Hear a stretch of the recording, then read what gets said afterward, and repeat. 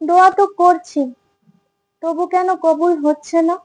কি এমনটাই হচ্ছে তো আপনাদের সাথে? তাহলে আজকের গল্পটি আপনার জন্য।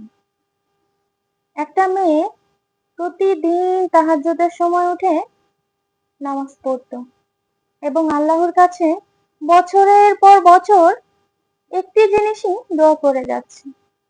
তবু তার দোয়া কোনোভাবেই কবুল হচ্ছে না, পূরণ হচ্ছে না তার মনের আশা।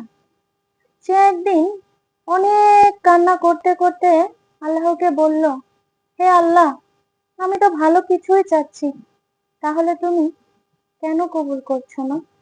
তাহলে আমি কি তোমার অপ্রিয়? বলো। সেদিন রাতে মেয়েটি ঘুমিয়ে পড়ে, কাঁদতে কাঁদতে ঘুমিয়ে পড়ে।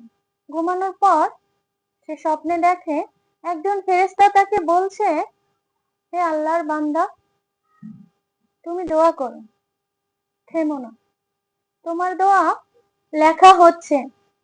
কিছু দোয়া কবুল হয় দুনিয়াতে, আর কিছু দোয়া কবুল হয় আখিরাতে, আর কিছু দোয়া আল্লাহ তাআলা তুলে রাখেন যেসব জিনিস তোমার জন্য খারাপ, সেসব জিনিস থেকে তোমাকে বিতাড়িত করার জন্য। তুমি কেঁদো না, দোয়া করে যাও, কারণ এই দোয়ার কারণেই তোমার সাথে তোমার আল্লাহর সম্পর্ক দৃঢ়। এরপর মেয়েটির ঘুম ভেঙে যায় এবং সে তখন থেকে তার প্রতি ওয়াক্ত নামাজে বলতো, হে আল্লাহ, তুমি আমার দোয়া কবুল করতে আরো সময় নাও, আরো দেরি করে তুমি আমার মনের আশা পূরণ করো, তবুও ভুল করো না। সুবহানাল্লাহ।